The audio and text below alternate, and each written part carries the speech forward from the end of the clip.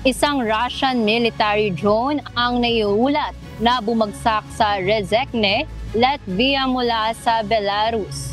Sa kaniyang social media post, sinabi ni Latvian President Edgar Rinkevich na ongoing na ang kanilang investigasyon kaugnay ng nasabing drone at nakikipag-ugnayan na rin sila sa kanilang mga kaalyado tungkol sa dumaraming katulad na insidente sa eastern flank ng NATO.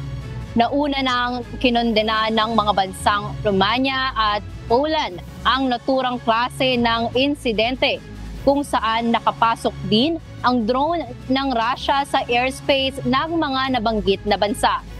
Kasunod nito, hinikayat ni Ukrainian Foreign Minister Andriy Sybiha ang kanilang mga kaalyadong bansa na magkaisa para mawakasan na ang agresyon ng Russia na hindi na lamang nakakaapekto sa Ukraine kundi sa mga kalapit na bansa rin nito.